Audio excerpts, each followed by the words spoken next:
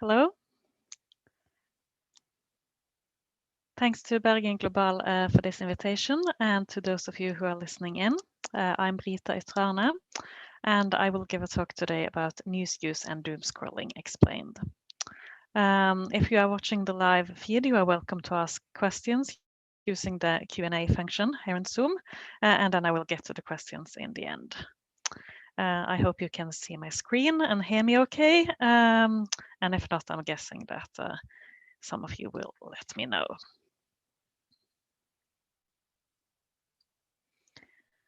So, this is me. I'm Professor of Media Studies at the University of Bergen, and my field of research is media use, quite simply how people use the media in daily life to connect to each other and to connect to society. I have conducted qualitative studies of news across a variety of projects, and I list them here not because I will go into detail on each one, but because I will draw on some shared insights and examples in the talk today. My research in this area is conducted in collaboration with lots of colleagues, particularly Halvard Mo, also at the University of Bergen, whom I have worked with on all of these projects. So in the talk today, I'm going to focus on pandemic news use, and I'm going to explain the buzzword doom scrolling. I'm also going to connect this to what we already know about why and how we monitor the news more fundamentally, and why we sometimes shy away from or avoid the news. And my focus in the talk is on explaining everyday experiences with news. I'm not going to focus much on numbers or on who reads the newspaper and who prefers to check Facebook. Instead, I'm going to explain some of the human experiences we have of connecting to society through news use. And this is important, particularly in the current global crisis, because it tells us something about how we as individuals relate to the thing we usually call society and to the world around us. So, have you been doom scrolling? How many times a day do you check your smartphone? Have you found yourself feeling overwhelmed by information in this past year, with Trump supporters storming the Capitol, the COVID pandemic raging on, and natural disasters and political turmoil in many parts of the world? Well, if so, you are not alone. Doom scrolling is the act of consuming an endless procession of negative online news to the detriment of the scroller's mental wellness. This was the Wikipedia definition, and I will get to my own more research-based, but rather similar definition in a minute. Doom scrolling, along with, for instance, Zoom fatigue, is one of those new words that have entered our vocabulary in full after the COVID pandemic hit us nearly a year ago.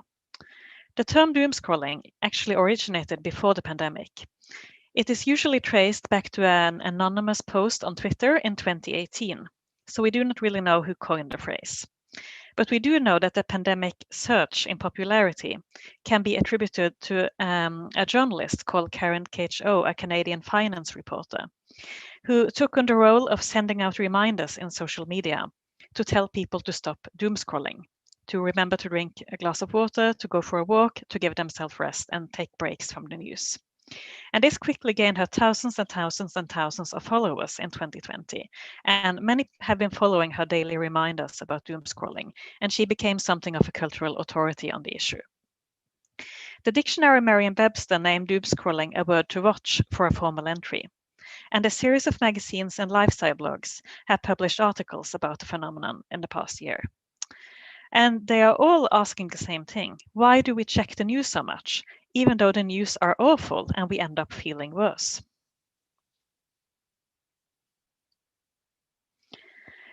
The reason has to do a lot with your smartphone and with the current information environment that the smartphone is a symbol of. The reason why we are doom scrolling has to do with the relationship between the content of the news, often dark, scary, unsettling, and with the ways in which your phone keeps feeding you information. The reason I think the term doom scrolling is very good is that it captures both the doom and the scrolling, the content of the news, but also how we access it, both the message and the medium. In the current information environment, there is always the possibility of finding more. The internet is endless. News are part of a constantly updated stream of information that just keeps going and going and going. And the smartphone is designed to keep you in this information stream. Probably you pick up your phone to check something, send a text message, look at the weather forecast, do some kind of practical, simple thing. But then you end up having incoming notifications and alerts, and you check one thing and then another and then another, and you are caught in what we call a checking cycle. And smartphones are the prime symbol of how this information environment works. But online news and also live television can have similar functions. Historically, this is a new situation because information used to be so much more limited. A lot of old news formats, such as a printed newspaper or an evening televised broadcast, they have limits on how much information you can fit into the format. Those formats push towards making a prioritization about what is the most important things that have happened in a set time frame, say in the last 24 hours. But online news and 24-hour live television, on the other hand, they push towards covering what is happening right now. And when there is an endless amount of bad news to report happening in real time, then it's easy to get caught in the spiral. So this is our definition of doom scrolling then. We think that this phenomenon describes an interrelation between the content of dark and unsettling news and monitorial practices centered on checking smartphones and immersing ourselves in news streams, creating a spiral in which users find themselves immersed. Nearly a year ago, in March 2020, many of us found that we were following the news a lot more than normal. And these are some Norwegian media users writing in their own words in a qualitative questionnaire about their experiences with following news in the first early lockdown. I had to shield myself. It affected my asthma. Checking news is the first and the last thing I do. It made me so scared. The media makes you look into a black hole. First I followed the news, but then I needed to watch cat videos. I'm guessing there is a chance you can recognize yourself and your experiences in something like this. And we found in this study, we had 550 responses in total, conducted early in the pandemic, that even at that point in late March, people had been following the pandemic for a few weeks intensely around the clock. And at that time, they had already sort of had enough. They found that they couldn't keep doing what they had been doing because they just ended up feeling overwhelmed and scared, and also at times bored by what was happening. So, what to do instead? Well, what many of the respondents wrote to us that they were planning to do, what they needed to do to cope with the situation, was to develop a new daily rhythm in lockdown life. To decide to just check the news, say a maximum of 3 times a day, or avoid all news before bedtime, or avoid all news while kids were awake. Or just follow the government press conferences but skip everything else, or just read the printed newspaper but skip the online news. So people started to develop strategies to avoid doom scrolling.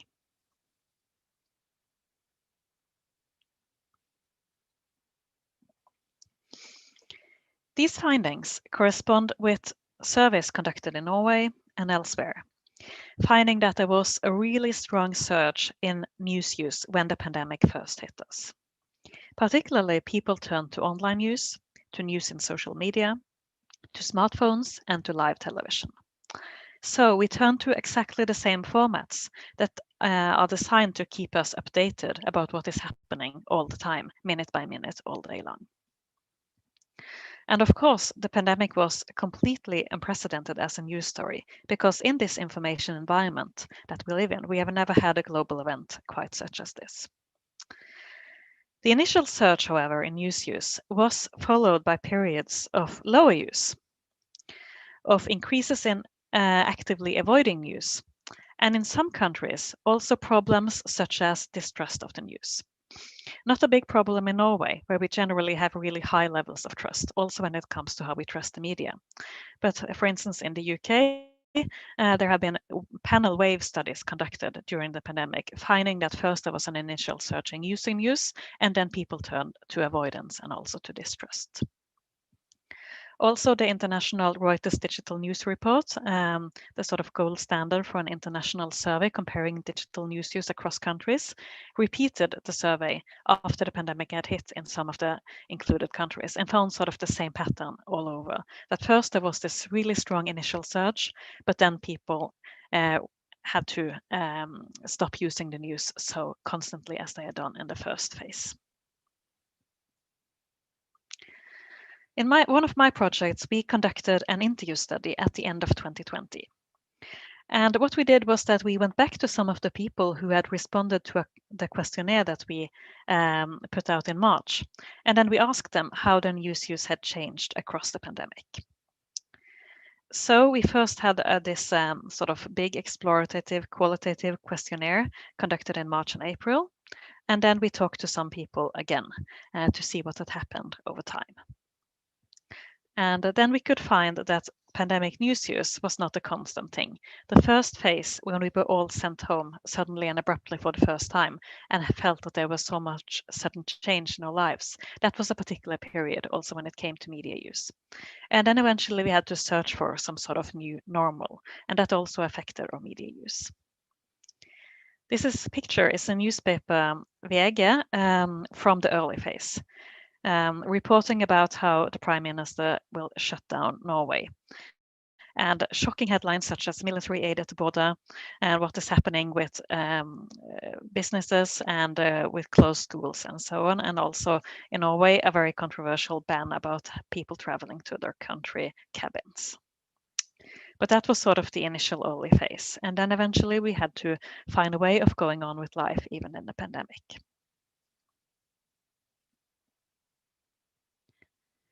So here are some quotes from the interview study then conducted towards the end of 2020. Now talking about how news use had changed across the pandemic. This is a Norwegian student. All of the quotes are from the same informant, but his pattern of news use is rather typical. This is what we find across interviews. First, he says, the big change when the pandemic hit was the intense need for information. There was so much happening in the world, and it was so difficult to get a grasp on what it really was. He talks about how he started to wonder how serious the situation really was and how he needed to find new sources of information, not just following Norwegian media, but also following news from across the world, tracking the situation in China, in Italy, and so on. So that was the first and very intense phase. And then eventually, as the pandemic went on, well, he kept on checking the specific numbers, like Worldometer tracking the infection of the coronavirus around the world, also infection rates, where you live, hospitalizations, and deaths. And eventually now, where we have reached in 2021, we are of course also tracking the vaccinations. But people want the numbers. They want the very specific numbers, as he says here, about the curve and development where he lives. And that is something that we find across all of these interviews. People want the number of the day, the number of infected in Bergen today, because they feel that that is the kind of information they need to stay on top of the situation as it affects their daily life. Also, this informant tells us he is following overall reports from NRK, the public service broadcast, and similar, maybe press conferences. And he says, I have been watching Erna and her colleagues, even though I don't log on to watch them specifically. So infection rate numbers, but also press conferences. These are examples that come across in the material. They are the kind of pandemic news that people want.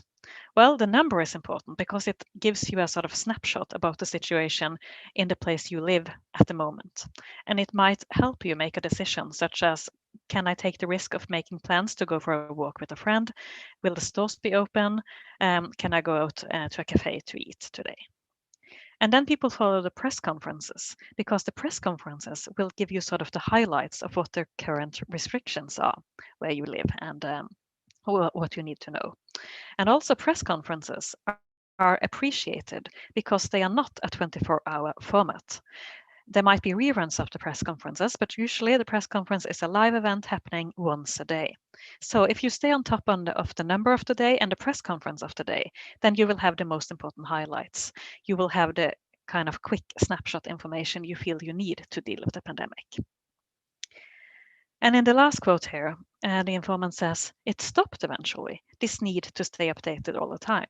Instead, I'm just checking for the stability of things. Now, I mean, the pandemic is changing day by day, and we are faced with new restrictions and new situations and new challenges. But still, we check the news for the stability of things, even in a pandemic. And that is interesting because that speaks to how we use the news in daily life more broadly.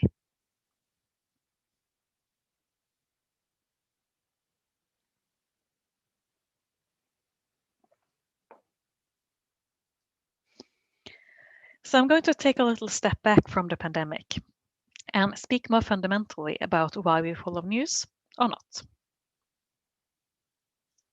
And here I'm not drawing on research conducted necessarily in this past year, but also going back to earlier projects conducted sort of pre-pandemic in what we might now consider a sort of more normal news situation. So why are we really following the news? Why do we do it? What do we want? And what do we need? Well, the ideal, as it is often expressed, is that we should be informed citizens.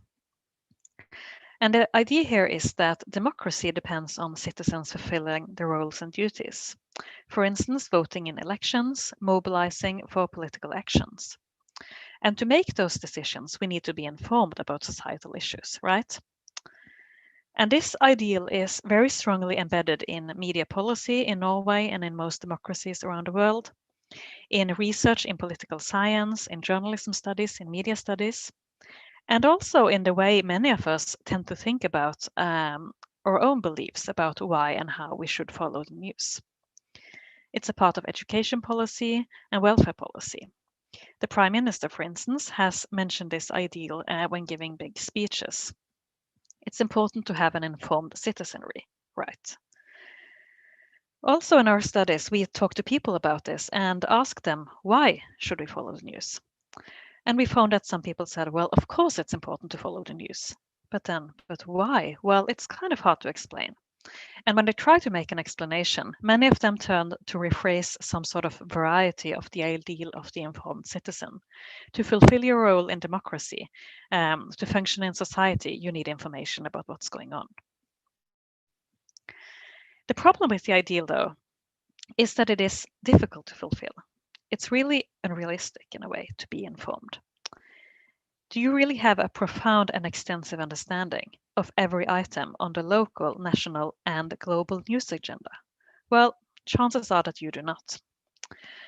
Who really understands the full details of Brexit, or tax policy, or the Paris Accord? There is so much information. There are so many societal issues. Society is so extremely complex. And then there is little time. And we have lots of other things to concern ourselves with: studies, work, family obligations, just getting on with life.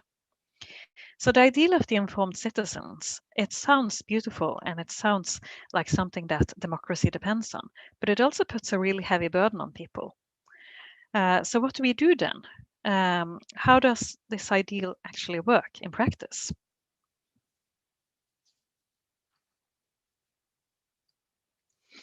Well, that was sort of the starting point for a big project we did a few years ago. We did a broad and very explorative interview and diary study. We had 50 informants participating, and they were they were recruited to mirror the Norwegian population when it came to age, occupations, genders, minority backgrounds, rural and urban areas of living, and so on. And we asked people about their lives, their interests, what they did in an ordinary day, how they used the media, and what sort of news they noticed, and what sort of news they cared about. And we also talked about culture and entertainment and social media, and about being active in local communities, and lots of different things. And the good news from the project, the kind of big positive finding, is that people really do care about what's going on in society. And people use a variety of avenues to engage with what is happening. But also a fundamental finding was that people struggle to keep up with the stream of information. We are not fully informed citizens. We are approximately informed. As the first informant quoted here on this slide, he is a taxi driver pushing 40. He says, I try to capture the essence. I should be better at updating myself, getting into the depth of things, but I have a busy life. We also had informants talking about how they didn't really care to follow the news, but felt that the news was something that would just pop up in social media and on the internet regardless. So Facebook is sometimes blamed and faced with a lot of concern about what Facebook and social media will do to our news consumption. But also to some people, Facebook is where the news just appears, even though they would not seek them out elsewhere. When it came to news, but also when it came to social media and sort of smartphones and life in the current information environment, People said things, well, there is so much information. You get an enormous amount of information that you don't really care about, that you don't know how to handle or what to do with. And people talked specifically about smartphones. The kind of first big finding from the project that we had to get to the bottom of was why when we talked to people about everything concerning societal engagement and their ordinary lives and news use, they responded by complaining about smartphones and how they were sort of stuck on the smartphone all the time, even though they didn't want to be. So we are approximately informed. We are also occasionally monitorial. And what we mean by that is that we have difficulty getting to the depth of things. We have difficulty getting a full understanding of complex societal issues. But we try to follow some issues in greater detail. For instance, something pertaining to the kind of work we do or a personal interest. And when something specific is happening in society, we might feel that, okay, this situation mandates me to follow it more closely. So maybe if you work in the healthcare sector, you select to follow that area of the news more carefully. And then you get some information from your work, from talking to colleagues, and some from the overall news. And maybe if you work in a university, then you will do the same with research policy and higher education. And you will talk to colleagues, but you will also use the news and you will use social media. And you try to follow one area of society in greater detail. Also, when there is a sort of specific event happening, such as a big election or something that everyone is talking about and being concerned with at the same time, we might feel that this is a situation that mandates us to be more monitorial. And also, when it comes to just checking the news to get a confirmation of how things are today, then people sort of want to monitor that there hasn't been a big traffic accident affecting their traveling to back and from work, or that there hasn't been like a big terrorist attack or a violent outbreak. So people check the news to sort of get a sense of things. They are approximately informed and occasionally monitorial. Another reason for following the news is that following the news is a daily ritual for many of us. We follow the news because it's a thing we do. It's ingrained in our habits. Perhaps checking the smartphone is the first thing you do in the morning. Perhaps you always read a newspaper with breakfast. Perhaps you always watch Dagsrevyen at 7 o'clock at night because that's a thing you do. And perhaps in your circle of friends and in your social life, news is part of the fabric of what people talk about and concern themselves with. People also follow news because when we check the news, we get a confirmation that the world works a certain way. Often, we get a confirmation that the world works approximately as we expected. And then we feel that we can get on with our lives and continue with what we should be doing. This is called a ritual view of communication. The student I mentioned from the COVID study, he had reached a point in the pandemic where he just checked the overall stability of things. And that is how many of us relate to news, also in a sort of normal state of things.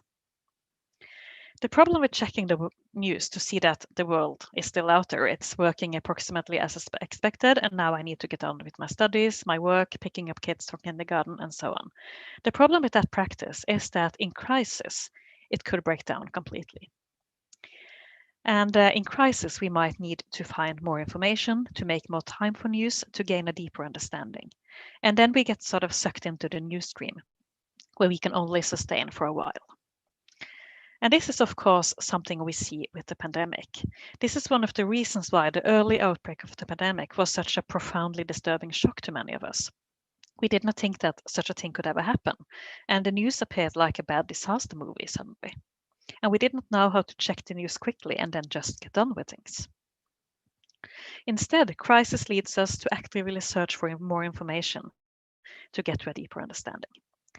Before the pandemic, we saw a similar dynamic when we studied how Norwegian news audiences reacted to the election of Donald Trump in 2016. And these were Norwegians far removed from the US, but they still felt the election result as a sort of personal shock. It destabilized their ritual practices of news checking. They did not think for a minute that Donald Trump could possibly win the election. And when that happened, after all, then checking the news no longer had the sort of reassuring effect of confirming how the world works. Instead, they had to try to understand what had happened, to actively search for information, to try to understand the polarization of US society, for instance. These are some quotes from our study, people talking about their reactions to the election. One of them, for instance, talks about checking the phone in the morning and what he felt when he was sitting there in bed, seeing that Donald Trump had won. Well, his thoughts turned not to the global situation, but to his own life with the kids and the dog. I'm just sitting here living my life, and then this thing happened to me. That's a sign of how now checking the news connects us to society for better and for worse.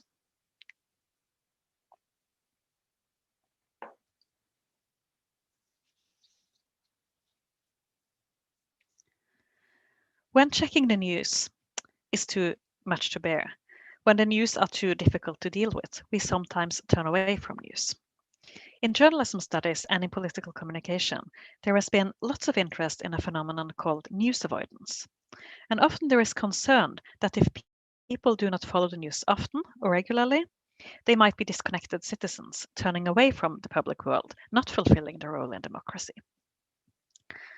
And this has sparked great interest in measuring who the news avoiders are, understanding their motivations, and also bringing them back to journalism and back to the news. But as the pandemic makes clear, we can all be news avoiders at times. And also the turmoil of something like Donald Trump and his role in global politics is something that we might feel that we can no longer take in. Sometimes we might have to switch off from the news just to preserve our emotional energy and also to find the energy and time to engage in society elsewhere beyond media use. So we can all be news avoiders at times, but that does not mean that we are permanently disconnected. As the doomscrolling concept reminds us, news are part of what is called the attention economy.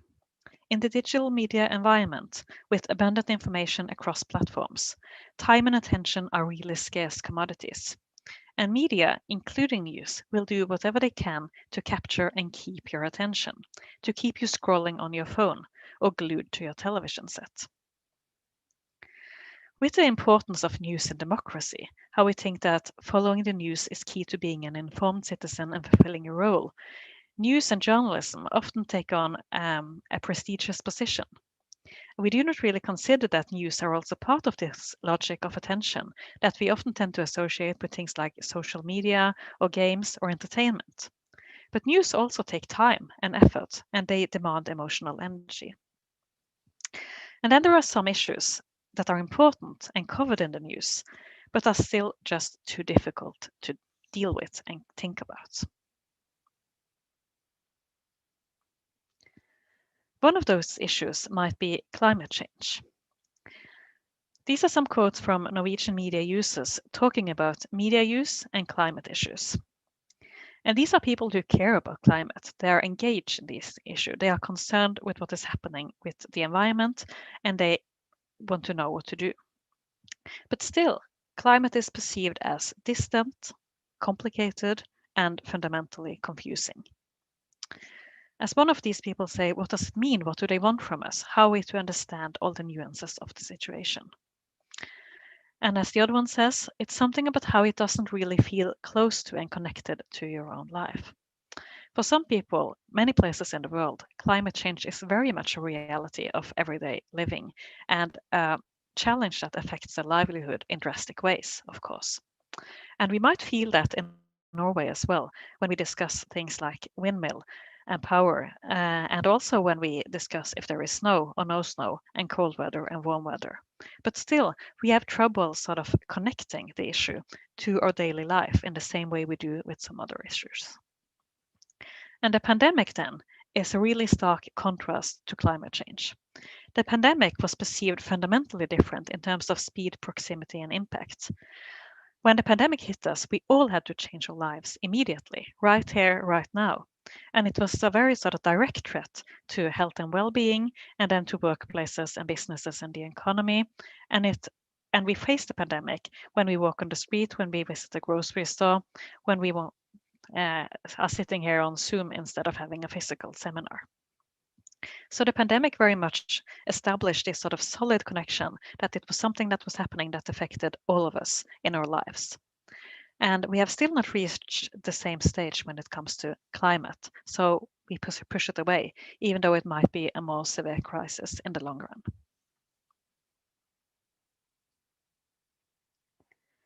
So I'm going to end by summarizing some of the main points and trying to explain why we use news. Why do we do it?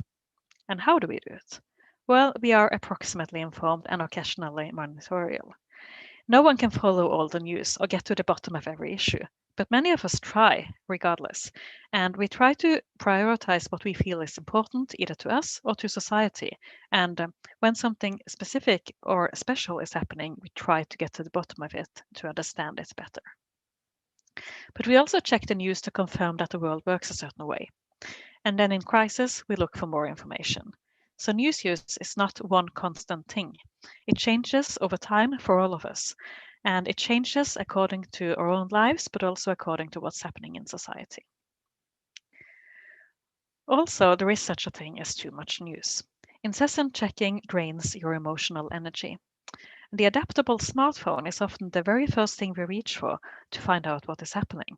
But the adaptable smartphone is also the thing that could most easily suck you into a news stream that makes you end up with an emotional reaction that is difficult to deal with. Also in our news use, we are drawn to acute crises that affects our daily lives. And we find it surprisingly easy to deny what we perceive as distant and complex problems. And this is a big challenge for the news and perhaps also for society. If you want to read more, these are some of the already published papers from our research. Most of them are open access. And there is more to come about news in the pandemic, including doomscrolling, and also about news and the climate crisis. And in a new project, we will be comparing how we relate to news and to our understanding of risk in society, in the pandemic and pertaining to the climate crisis. So, thank you.